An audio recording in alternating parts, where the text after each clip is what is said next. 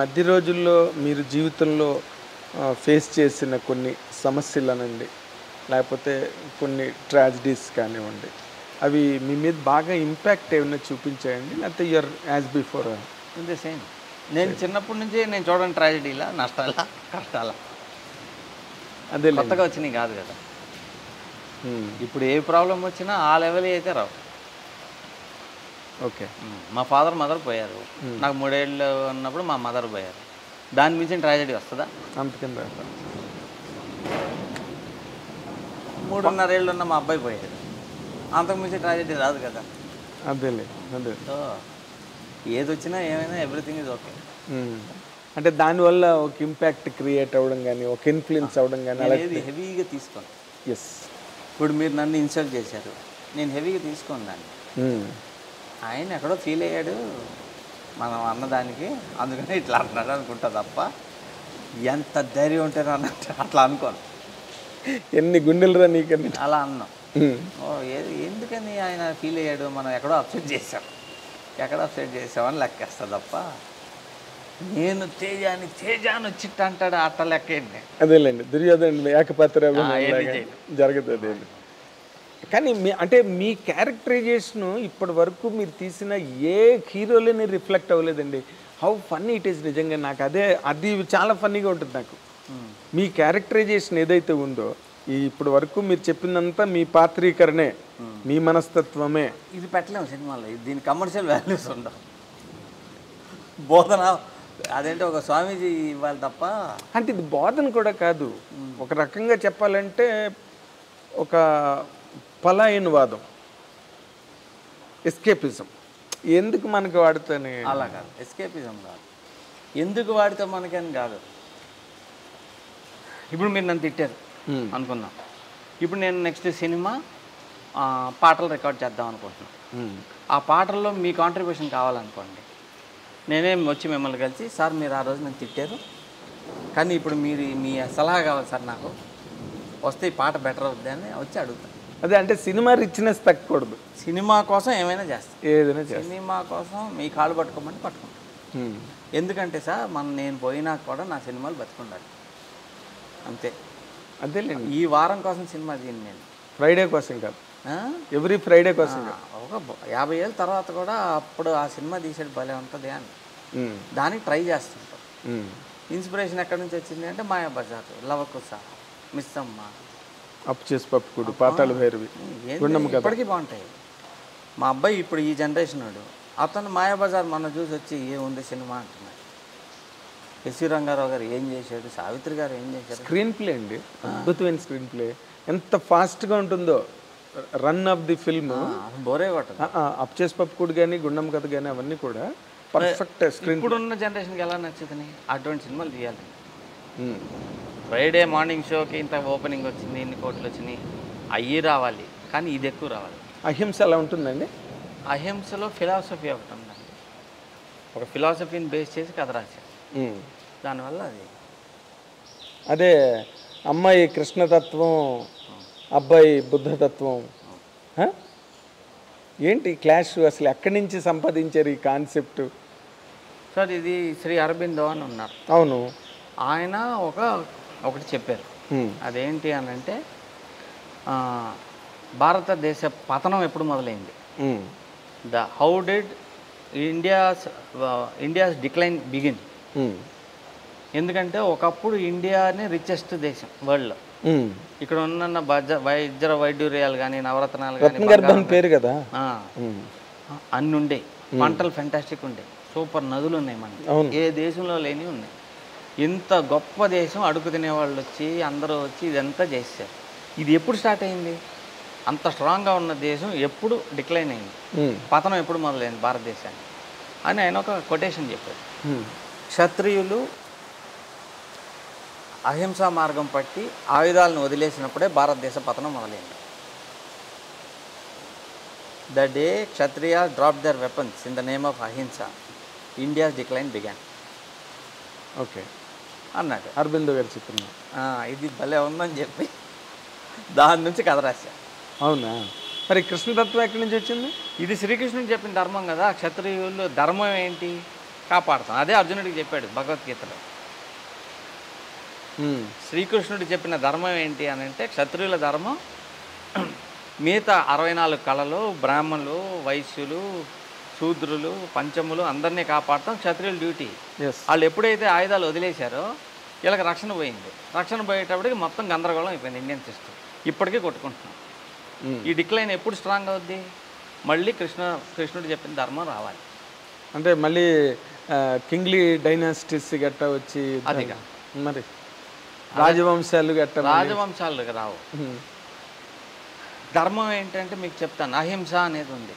అహింస అనే సిద్ధాంతం ఇప్పుడు ఒక చెంప మీద కొడితే ఇంకో చెంప చూపించు, అది అహింస కాదు, అది రాంగ్. అది ఈ అసలు ఫస్ట్ దెబ్బ ఎందుకు కొట్టించుకుంటున్నావు నువ్వు? ఈ చెంప మీద కొడితే నువ్వు చూరుగో అంటే అసలు ఈ దెబ్బ ఎందుకు పడతాను? అది కదా, అది కదా ఆపాలి. ఎగ్జాక్ట్లీ. అసలు రెండో చెంప చూపించే వరకు ఎందుకు రావాలి? ఎందుకు రావాలి? అదొకటి. ఇంకోటి ఏంటి, అహింస అంటే ఎవరికి హాని చేయకూడదు, ఎవరిని కొట్టకూడదు, చంపకూడదు, ఇలా ఉండాలి.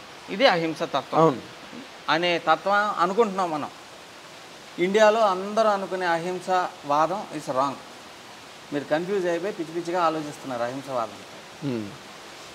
నేను చెప్పే ఇదేంటంటే, ఒక పులి ఉంది, దానికి ఆకలేసింది, జింకను వేటాడి చంపి తినాలి. ఇప్పుడు అది అహింస అని చెప్పి అది కూర్చోవాలా?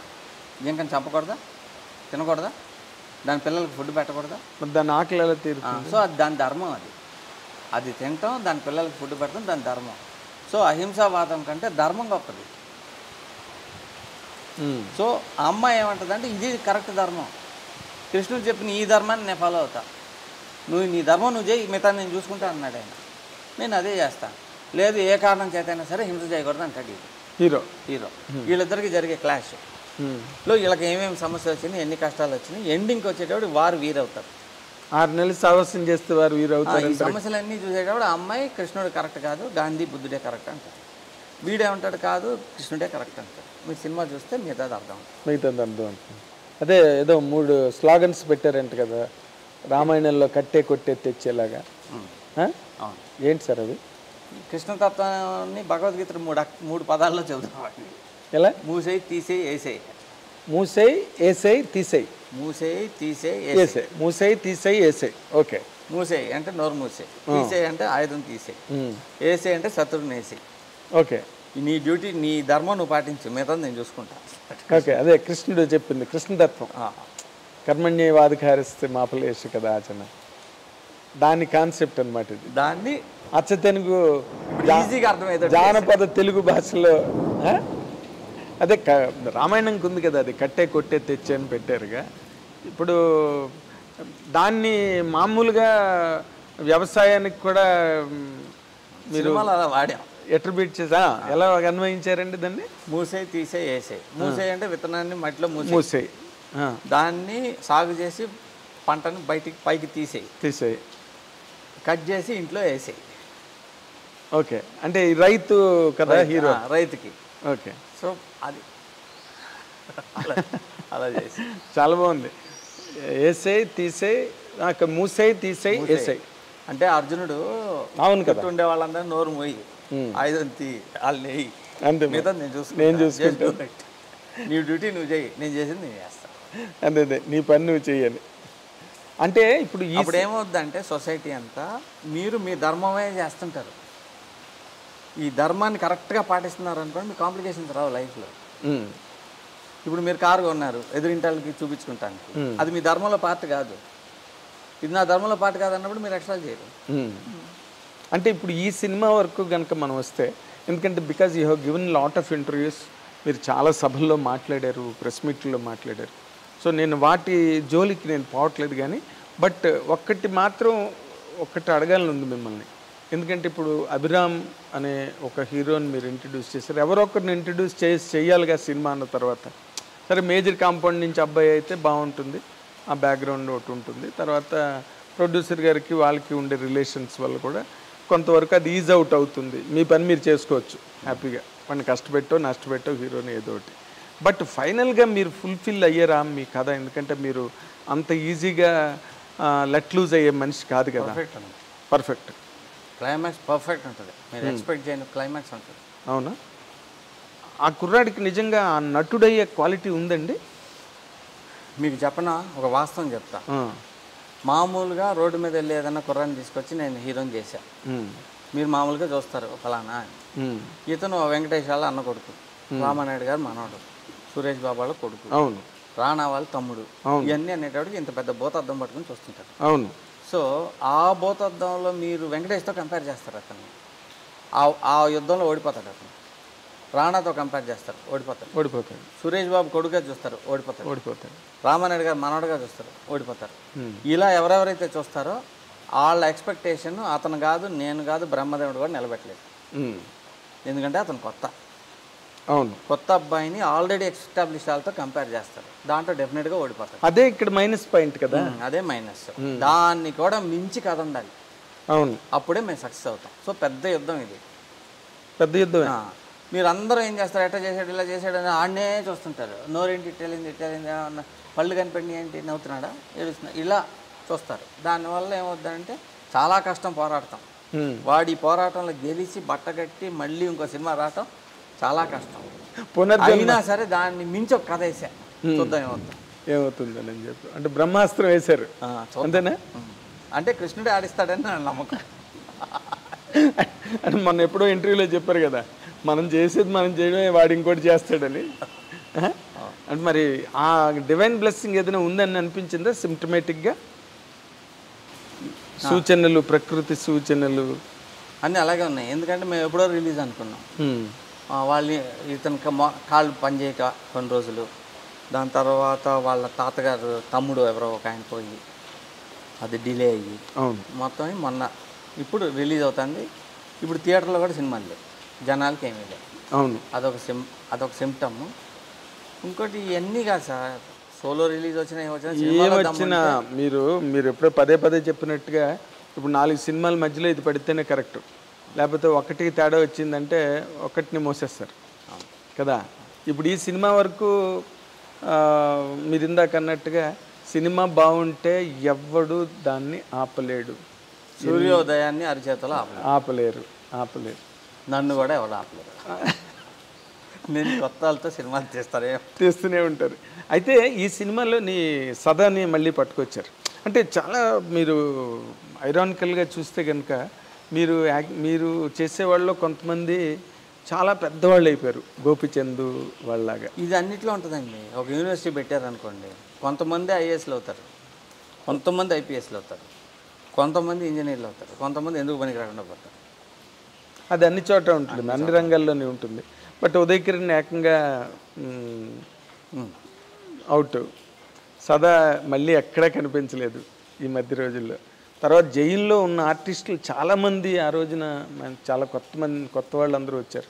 వాళ్ళు ఆ తర్వాత ఆచూకీ లేరు. ఉన్నారు చాలా. జైల్లో గోపిచంద్ శుభ్రంగా ఉన్నాడు. గోపిచంద్ ఇందాకలే పేరు చెప్పు కదా, గోపిచంద్, నితిన్ వీళ్ళు హీరోలుగా బాగా ఎస్టాబ్లిష్ అయిపోయారు. ఇప్పుడు అది కూడా ఉంది అభిరామ్కి ఒక వెయిట్.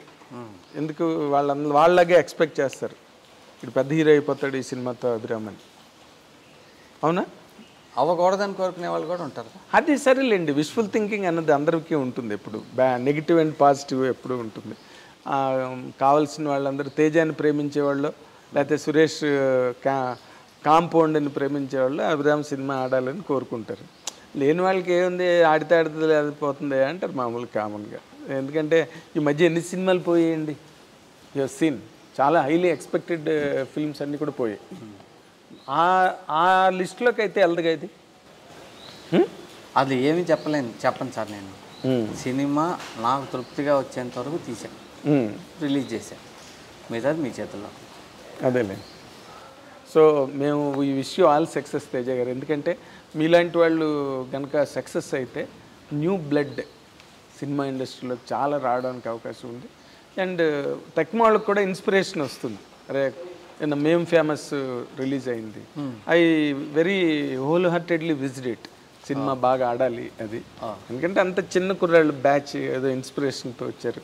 చాయ్ బిస్కెట్ వాళ్ళు డబ్బులు పెట్టి చేశారు, పాపం కష్టపడి ప్రమోషన్స్ చేశారు. అండ్ అఫ్కోర్స్ దాని ప్రాణానికి అది బాగానే ఆడుతున్నది అని చెప్పారు. హ్యాపీ. అలాగే దీని ప్రాణానికి ఇది బకాసురుడి ప్రాణం మామూలుది కాదు, అహింస. చాలా పెద్ద హిట్ అవ్వాలి, అయితే అప్పుడు మీ అందరి తాలూకు ఇమేజెస్ కూడా బాగా నిలబడతాయి. And we wish you all the success Teja గారు. ఆల్ ది వెరీ బెస్ట్ అండి. Thank you. This is what